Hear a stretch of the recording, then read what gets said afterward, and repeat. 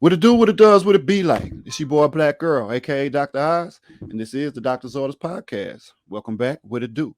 Brought to you as always by H.A.A.S Entertainment and Enterprises, in collaborations with Vision Sport Management. I know most of the time when you guys see this podcast, I'm either by myself rambling off of the mouth about something, or I have a special guest, usually somebody that I know or grew up with, or just been in the circle with as of late. Today I have a special guest. This person is really more of a pillar in our community here in Eunice. I'm gonna try to leave a lot of our future podcasts open to the community because I spoke to a couple of people outside of our community, but I want to focus on what's happening where I lay my head at. And this person right here, I mean, just like I said, a pillar. Born and raised in New Orleans, Louisiana, a graduate of McDonald 35, graduate of USL 75, not UL, y'all. All us youngsters, we call it UL Lafayette. We talking USL when it was real. Marines, 1976, former MLK committee. So many things. I could keep listing off accolades. Affectionately known as Mr. Tank, aka Byron Minor. How you doing, Mr. Minor? I'm doing great, Brother Earl, and I appreciate you having me on your show. And anytime a young brother, specifically a young African-American brother, is doing something positive, we're going to always support you. And God bless you. I received that thankfully. Most people, when they hear me say podcast, they either don't know what it is or they just don't want to speak to the public, if that makes any sense. It's all good. I would say barbershop talk. Everybody's sitting around chopping it up. But when it comes to actually spitting that back out, especially folks of my generation or younger, I haven't gotten a lot of feedback there. So I definitely appreciate your time. Oh, yeah. I ain't gonna take too much of your time tonight. We're gonna jump straight into it. Kind of give us a little rundown of where you come from, where you've been, and what brings you to this area of good old Eunice, Louisiana. I'm gonna tell you like this. It's like I tell everybody. In 1975, I was a 19-year-old football player while coming up to USL on a partial scholarship to play football for Augie Tamarello, who they had hired from Arizona, University of Arizona. And I met a young lady that summer when we were in summer ball. Her name was Vienna Darby. And just like I told Jonathan Belton from that shirt that you're wearing, the CEO, shout out to Jonathan. Vision Sports. Yes, sir. I said, bruh, I met a young lady who knew how to cook rice and gravy, and 40 years later, I'm still in Acadiana. So it was love at first sight. I know that's right. It was a wrap. Yeah. Just like you said about your dad, bless his heart. He's gone to meet the Lord. Well, my wife, 4 years ago, she passed away from cancer, and her memory is still here. My condolences also. And every day, I have 3 kids, 2 daughters, 1 son. One of the daughters, the youngest, she's here in Eunice. She's a nurse practitioner, pediatrics. A son is a welder in Ville Platte, Jonathan Minor. And another daughter, she's the admissions counselor at the University of Dallas, Marissa. So we remember her every day, and all of the breast cancers patients who have been lost and who have survived. We try to do something every day to honor them. That's right, man. So, God rest her soul, man. I'm glad that the children were able to live very successful lives and keep their mother's honor moving forward. It was the same with my dad, leukemia, cancer kills. Right. Yeah, but it's just a wonderful thing to say that you guys were able to have how many years of marriage? 41 years of marriage. Got married in 1979 at Golden Star Baptist Church in Eunice, Louisiana. Golden Star. That's still going on? They still Golden Star still up, huh? Hillary Fontenot, who has gone to meet his maker, and Miss Bernice Fontenot, his wife. But oh yeah, it's still going on right now. I still have a relationship with some of the members. As a matter of fact, one of the members Curtis Lemoyne and Barbara from Elton, Louisiana. Barbara's from Eunice, but Curtis is from Elton. From Elton, right? He's a Lemoyne, and we worked together at the casino for almost 15 years together. So you might your dad's family and yeah, my mama and dad are definitely from Elton. Want to say I might be kin to him, man. I'm sure I'm kin to some Lemoynes. You know how we are down here. Oh yeah, yeah. Y'all should be familiar with him. His nephew owns the bar in Elton, the little bar. Yeah, MacArthur's son. And his nephew's wife just won the mayorship of Elton. That's right, man. See, shout out to all my folks in Elton. I know y'all gonna be listening. Yeah. Yes, sir. Yeah, that's history right there, man. A good piece. So that's what brought you out this way. That's it comes full circle, you know, because it's all about. To me, I'm cool with everybody. I like to support everybody, but like I said, it's always something about our community. When I say our community, I mean the Black community. I mean the rural community, especially in Southwest Louisiana, where there was, you know, of course, racism as everywhere else. Absolutely. How did you combat racism coming up through these times where it was a lot of crossing over? You graduated from high school in 74, 75. 1975. Right. And that was, y'all had barely even integrated. Y'all hadn't integrated 10 years. How was that? Yeah, well, let me tell you, we spoke briefly earlier off camera, but in 1965, when Hurricane Betsy hit New Orleans, I was 9 years old, and I was playing. It was called NORD ball, New Orleans Recreation Department ball.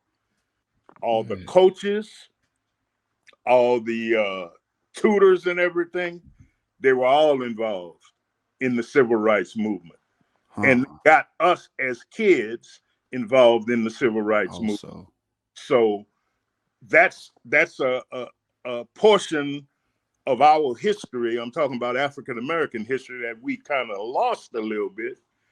But one of my partners who I was telling you about, he's like my little brother, but we the same age, 6 or 7 years old. Ronnie Whaley, Detective Whaley, they still call him, even though he works for the DA. He had a boot camp down here, and we still try to educate the young generation when they want to listen. I'm proud of you. I'm proud of Brother Belton for doing what you guys doing. And people of my generation, the baby boomer generation, if we can do something to help you guys, we're going to do it. Because we're still involved, but we want to pass that knowledge on to you guys and that energy on to you guys, because you can take it further than what we took it. That's so true. I'm glad you spoke on that, because that was actually something that I was going to kind of get into. Yeah. It's my generation. I'm 36 years old, born 1986, tail end. Going into that January was 87. My father, like I said, unfortunately had passed away that February. So I was about 6 weeks old when he passed. Raised by a strong mother. Shout out to Debbie C. Y'all there at Elton right now. I know you probably ain't watching the podcast whenever it come out, but you know, I'll keep you informed. Anyway, I said all that to say this. I had a pretty decent community to show me the way, and she definitely was a pillar in letting me know what was right, what was wrong, especially when it came down to our people.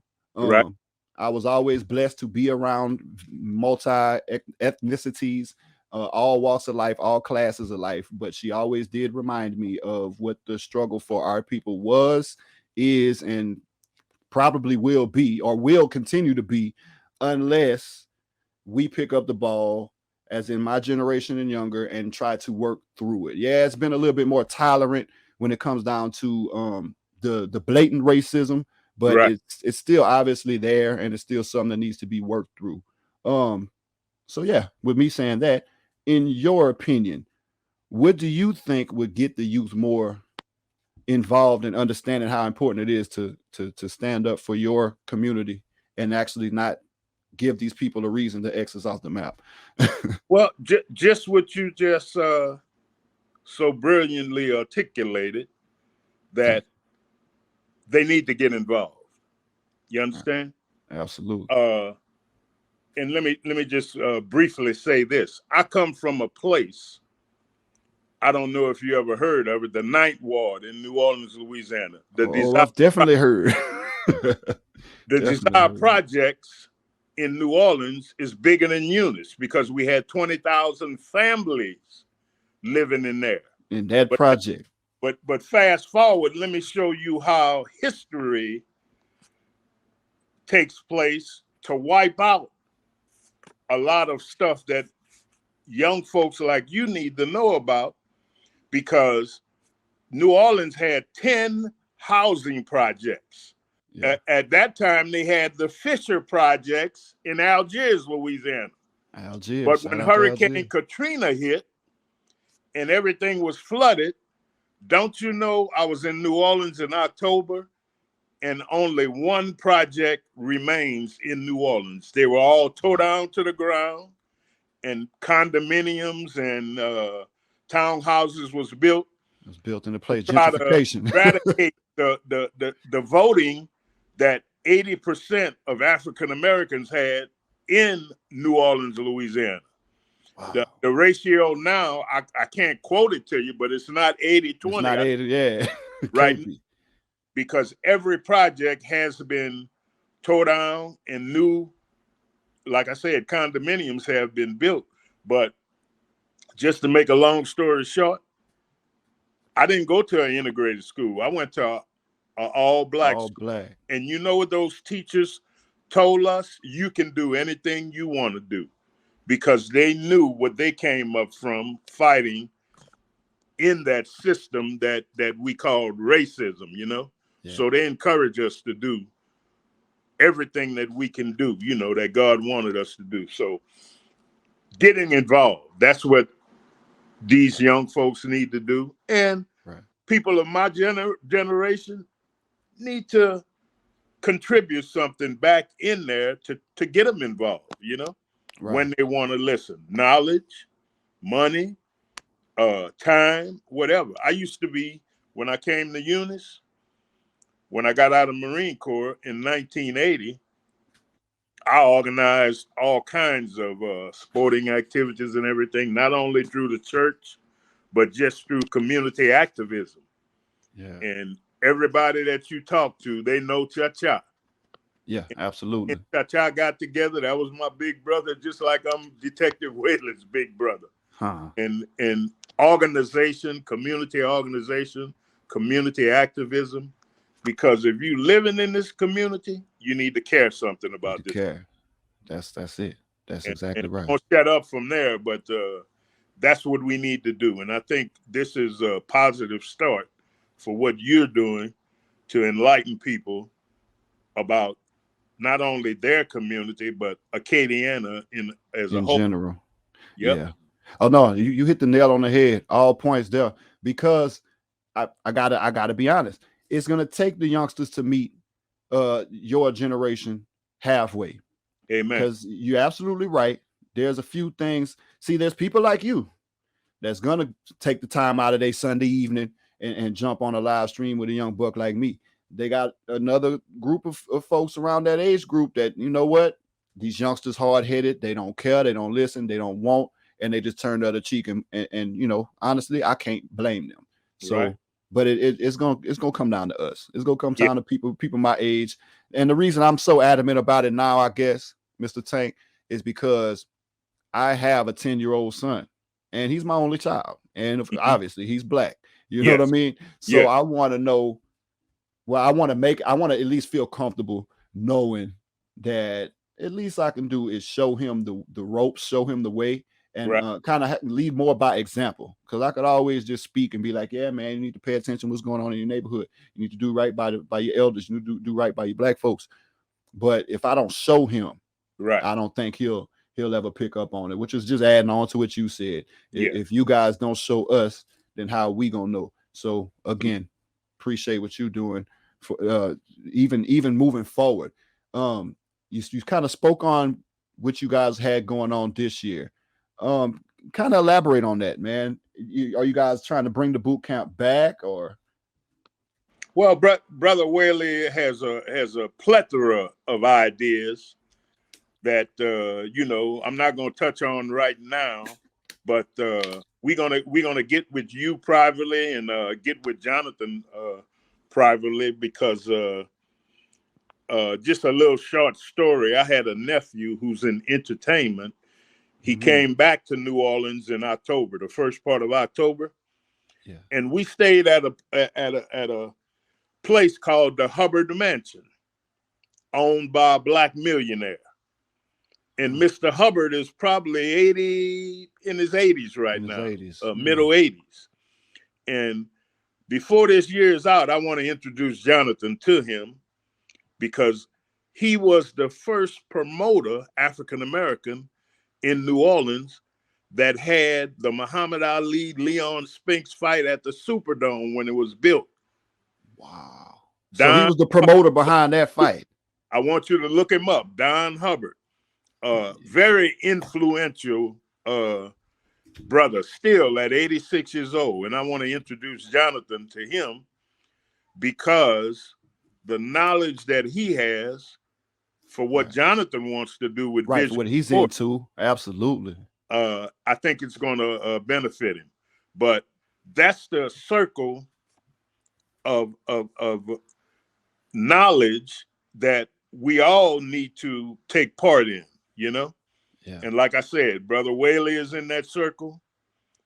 Jonathan, now you are in that circle. Absolutely. And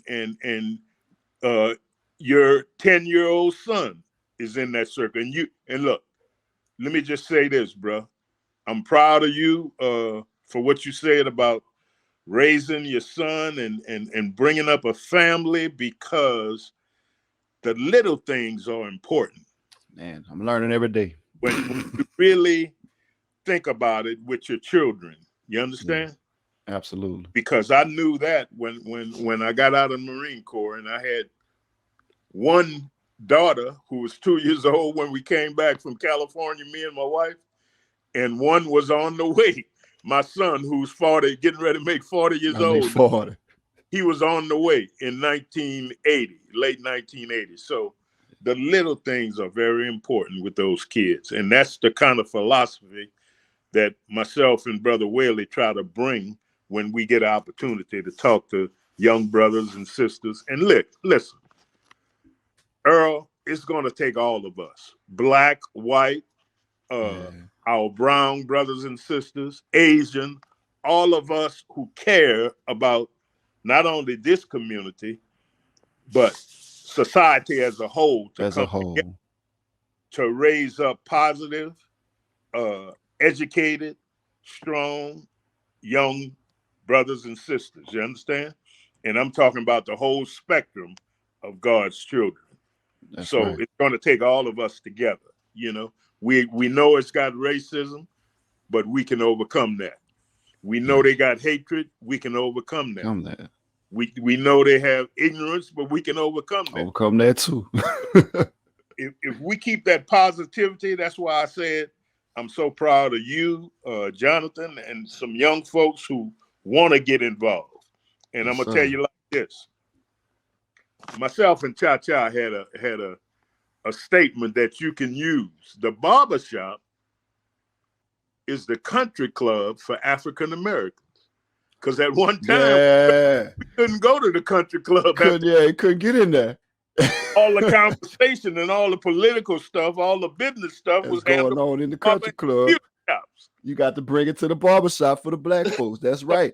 So, to this day, it's still somewhat like that. But I know back, you know, at that magnitude of it, right? You know, like you just explained, politically, especially. So that's what we need to get into, and we need to feed each other. Things that you knowledgeable about. Hey, let me know things that I'm knowledgeable about. We'll talk about it, and we'll try to put things in motion to get it done. Yep, that's like we like to say, each one teach one. That's the way we keep climbing. Amen, brother. Keep climbing. Amen. That's the only way. Amen. It happens not as much as you would think, though. It's so crab in the bucket. Yeah. But like you said, with love, we'll overcome everything. I'm sure that we can. Yes, sir. I'm gonna bounce off of that a little bit. I'm gonna go back. You are a retired corrections officer. I'm actually retired from the casino. The casino. I did that for almost 20 years, 19 years and 7 months. I was security. Okay, so that's where you retired from the casino Yeah, security manager. I was the security manager at H.A.A.S Casino Resort for 19 years. Just a little short story about that. Myself and brother H.A.A.S, Edward H.A.A.S from Elton, Louisiana, Another who was Elton a native. three-time Vietnam veteran. He was in the Army. We worked at Allen Correctional Center, where was more affectionately known as Whacking Hut. Yep, we all knew about We Whacking Hut back there. correctional officers over there for 4 or 5 years, and we had a team over there with Lieutenant Davis, Kelton Ficklin, Gabriel Castile. He was a tribal member of Coshada tribe, but he was also a correctional officer with us. This was before the casino was even open in 1990. Oh, they even built it. Yeah. Right. And when we heard about this new casino coming to Kinder, Louisiana, you know what we said? Me and Ackles. I said, Sarge. We used to call him Sarge, Sergeant Ackles. I said, Sarge, let's go to that new company and kick off the security over there, man, and see what's happening over there. See what's going on. So we brought 50 correctional officers to start the casino security program off. Straight from the prison. About 90 days, maybe 6 months after I got there, the vice president called me in. He was an old FBI agent. His name was Owen Odom from Crowley, Louisiana. Wow. Shout out to Crowley. Yeah, he called me in and he said, Tank, he said, we thinking about promoting you to supervisor. And you know what I told him, Brother Earl? What's that? I said, Mr. Owen, in all due respect, if I got to change my personality to be a manager or supervisor over here, I'll stay a correction officer or I'll stay a security officer on the floor my whole career that I'm going to be here. He said, no, we recognize you because of your personality. And he said, we want you to get in our supervision program. And that's how I became a supervisor over there. Wow. Like I said, if you go ask for Byron Minor at the casino today, they ain't gonna know who you talking. They ain't gonna know you. Everybody gonna light up and say, "Oh, Tank need to come back to work over here." So they need you. They need how it started. And just to make a long story short, if you ever get a chance to talk to Curtis Lemoyne in Elton, I'm sure I can. Yeah, right there down to holler, Mr. Curtis. We had a family atmosphere within our security team that in 19 years, we might have had 3 major incidents over there, you know? Well, that's stellar. They might have more than 3 major incidents in a 6-month period these days. Yeah. Places was getting robbed around us and everything. We never got robbed. They never touch y'all. You know? Because people saw the cohesiveness that we had as a team. And one key, I was talking with Brother Whaley about this the other day. I said, we treated people the way we want to be treated, with respect and dignity, and they gave us that respect and dignity back. So that was our philosophy, man. Even though we were security, we had the upper hand. We didn't brutalize nobody. Wow. We didn't try to, drag nobody out of there or anything. Right. We treated them with respect and dignity. That's why that casino is still there after about 25 years, going on. It's 25, 28 year. But that's true. Yeah, that's true. Because I was real young when they broke ground for that casino. Right. I was very young. But yeah, like you said, treating people like human beings, it goes a long way. Obviously, so I'm sure that comes with the military experience also. Oh yeah. Give me a story about what was going on in the Marines back in those days. I'm gonna tell you like this. I'm gonna correct something that I didn't give you the information, or Jonathan didn't give you the whole information on that. I went to USL for 1 year. I went up there to play football. Okay. I was an impressionist, wild young man from the projects of New Orleans. I was Yeah. a hell of a football player. I was a linebacker. And I said to myself after spring practice and the summer practice, and we got into a couple of games, I said, man, I want a car. I want this. I want that. I don't want to do nothing illegal to get it. You're right, but you know what you need, But I and you know want you it. got. And after I met Vienna Darby, who was Vienna Minor for 40 years, I said, baby, I said, I'm going back to New Orleans and I'm getting ready to join the Marine Corps. This was in my freshman year. Wow. I was 19 years old. I went back to New Orleans. I dropped out of USL. I joined the Marine Corps September 2nd of 1976. And I came back to Eunice, Louisiana in 1979 and got my bride because I told her, I said, if God meant it to be for me and you to get married, I'm coming back and get you. I'm coming 3 back. years later, I came back and got her. We got married and we went to California. I had 1 year left in the Marine Corps. We had a 1 year honeymoon in San Diego, California while I was in the Marine Corps. Shout out San Outside Diego. of San Clemente, where President Nixon was living. And we came back to Eunice in November of 1980, and I've been here ever since. Ever since So 1980. in the Marine Corps, Wow. I'm just gonna let you know, nowadays kids can make a career of the service. We get a lot of negative things, people talking about don't go in the service, and a lot of people of our race tell the kids don't do that. I Let me was let me pretty much told the same. I graduated class of 05, scored right. very high on the ASVAB. They was like, go to the military. I'm like, Right. I'm good. So yeah, I would like to hear some of the positivity from Let this me side. just tell you this point right now. I got 8 grandkids. Aaron, who was A student all the way from kindergarten all the way to 12th grade, he's in the Marine Corps right now. I didn't try to encourage him. I didn't try to discourage him. He's an air traffic controller. He's been in 8 years. 2 or 3 of his partners got out. One is in Australia, one is in Chicago, and one is in New York. They told Aaron, because I talked to him about 2 weeks ago, he said, Aaron, man, get out. You can get out and make a 6-figure salary being an air traffic controller. And just imagine, you already know all the news going on about the airline industry right now, what a trained military air traffic controller can get out and make in the civilian world. So that's one positive story I can tell you about being in the Marine Corps. You know, I loved every day I was in there. Really? Marine Corps didn't make me a man.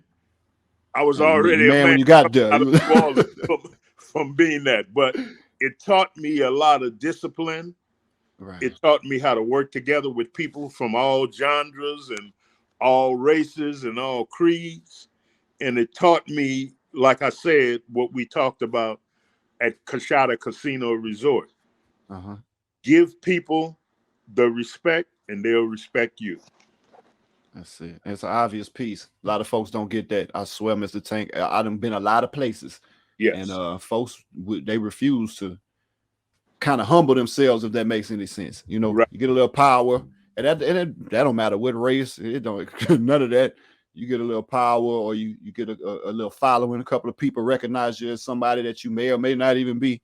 They get to treating you different, right? And it always causes friction, and it's to kind of add on to that. I know that goes on in the streets a lot. You know, yeah. Somebody feels disrespected. They feel played. It ain't like back in the days though, when you just draw a line in the dirt and you pick your hands up, right, and get a scrap off and try to make it happen. You know, make it all good the next day. They shooting now. They killing. Amen. Yeah.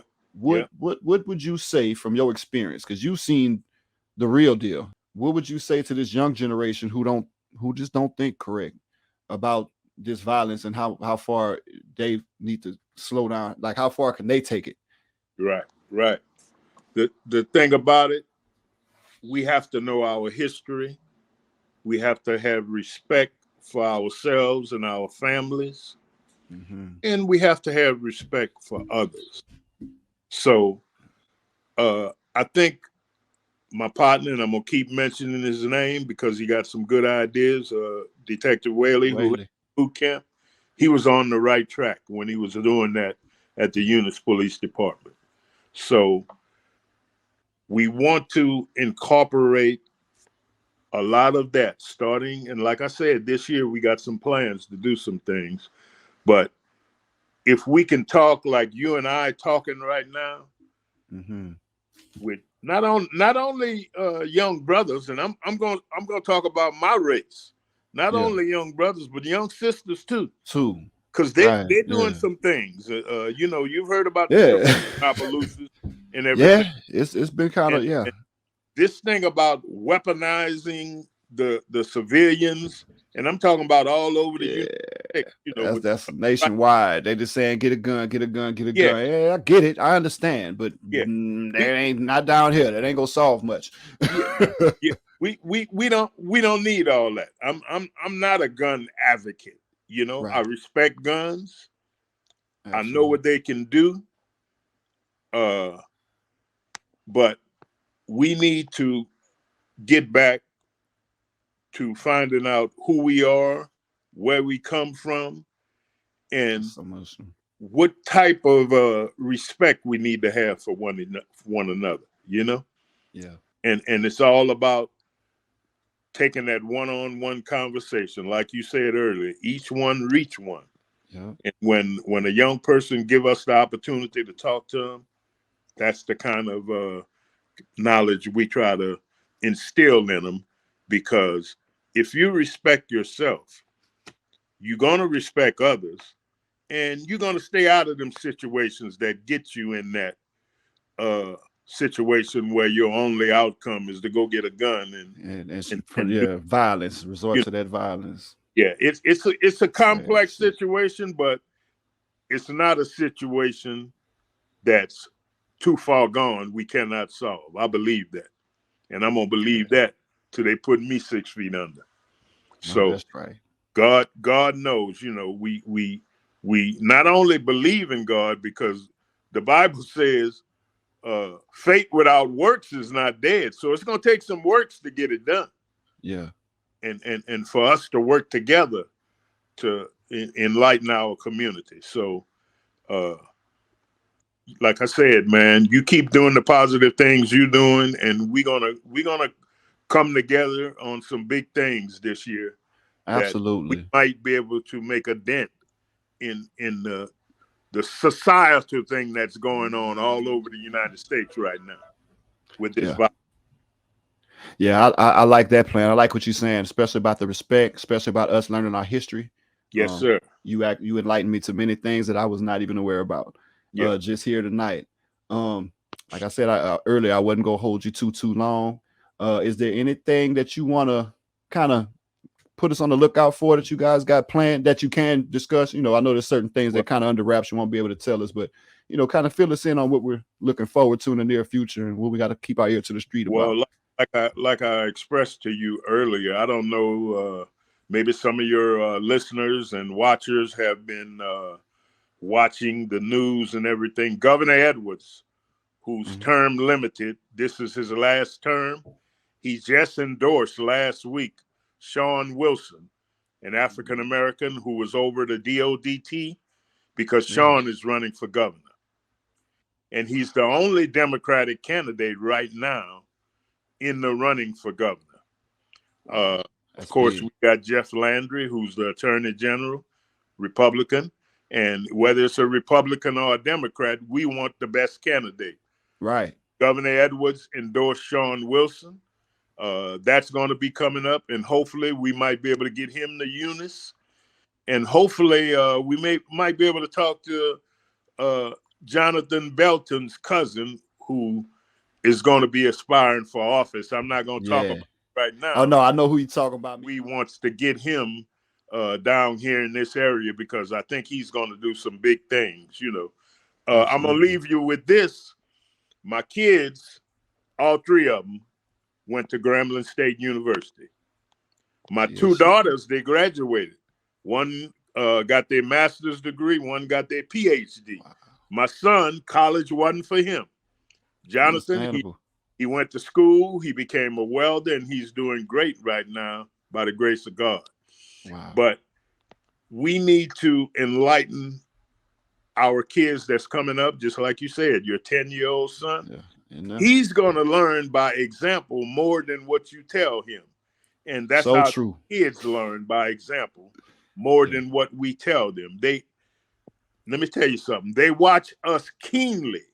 Yes, they do. On things. Ooh. So we wanna do that, and we're gonna continue to pray.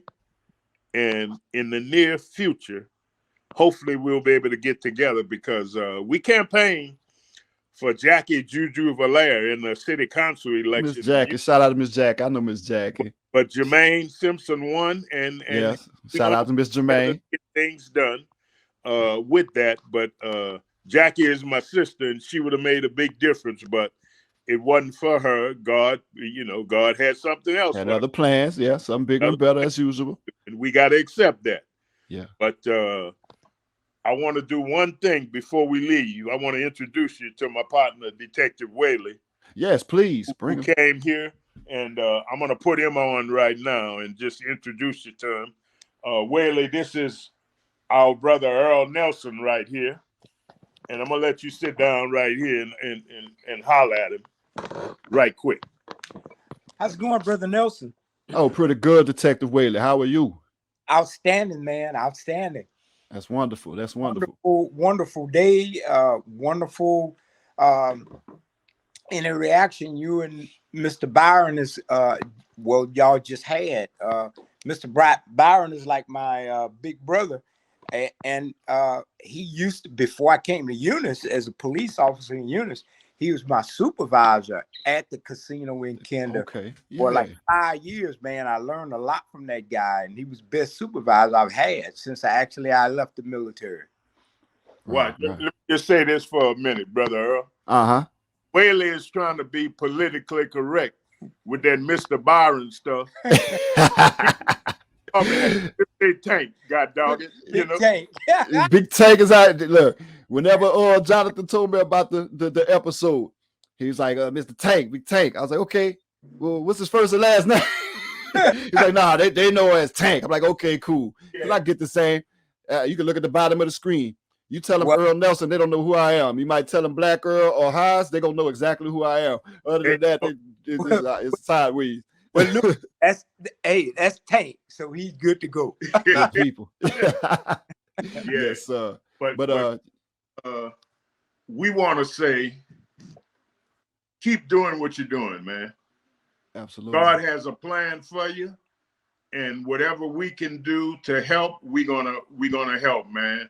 And we're gonna come together on some things later on this year, because 2023 is gonna be, like I said, a big year, not only in Eunice and the surrounding area, but in the state of Louisiana. Absolutely. And I appreciate you gentlemen's blessing moving forward. Like I said, this is a very young production, man. This might be episode 9 or 10. You know, I just figured it was something I could do in my downtime. I've done a lot of the music and making videos. I've done a lot of the y'all tried to see me work at every restaurant they done had the past 10, 15 years until I just got on with the post office. Now you probably see me hopping out the mail truck everywhere. Honestly, just to say that I'm a regular guy with a young child. I happen to be African American. I happen to have been through a few things, so I love to get the knowledge from fellas like you guys. Try to pass it to my knuckleheaded, hard-headed son in there. Hopefully he can kind of pick up off of what I do, but just adding on to what you fellas were saying, it's all about the leadership. They ain't gonna do it if we say it, but if we, if they watch it and see it, then they gonna end up doing it. So I really appreciate you fellas' time, and we will be looking for all these power moves moving forward. Yep. To God be the glory. Amen to that. Amen to that, fellas. I appreciate it. Yes. Detective Whaley, you had something else you want to tell us? Now, I just want to tell you, man, keep doing what you're doing. That's outstanding. Yes, for young Black African American male, just like Tank mentioned. Hey, man, this is outstanding. And this is what we need to try to get our people back on track the way they should be, man. Yeah. I mean, I'm all for it. We are gonna have something coming up here, hopefully in the near future, and I want to make sure Tank notifies you of it, and we Oh, go absolutely. on top of it, and we'd like for you to be a part of it. So hey, right now, just keep doing what you're doing, and it's outstanding. And it was a pleasure for me sitting here listening to this, man. This was outstanding. This was outstanding. I absolutely appreciate that. And look, man, all my information gonna stay the same. After the podcast, we'll make sure to reach out to each other. Detective Whaley, if you would like to give us a full episode anytime in the near future, it's just one little email away, a little click of the phone. If you got a phone in your pocket, we can put together a episode as well, because I'd love to hear from you, your input on what you got going on also. Thank you very much, sir. That's yes, sir. And I'm gonna pass it back over to Tank, and Yes, sir. I'd love to meet you as soon as possible, and we're gonna try to do something for our community. Yes, sir. ASAP. I'm fully for that. I am fully for that. Thank you. Thank you, Detective. And Mr. Tank, you got anything else for us before we shut it down? No, brother. All I got is Godspeed, and to God be the glory. And I'm proud of you, and keep doing what you're doing. And like Brother Whaley said, we're gonna meet up one day. We need to go eat lunch and chop it up one day when you have a chance. And absolutely keep doing what you're doing, bro. I so will. I absolutely appreciate that. I look forward to chopping it up with you guys in the future, man. To all you listeners out there that gave it a second round, I appreciate y'all for listening as usual. Y'all know where to find it. Spotify for the audio, YouTube for the visual. Y'all know where to reach me at on Facebook, Black Earl H.A.A.S, or the Earl Nelson page. Instagram, same thing, at Black Earl _H.A.A.S. Yeah, man, very enlightening episode. Learned a lot. If you jumping onto this late, please go back into the catalog. We got plenty more where that came from, much more coming in the future. So as usual, y'all keep it 101. All right, brother.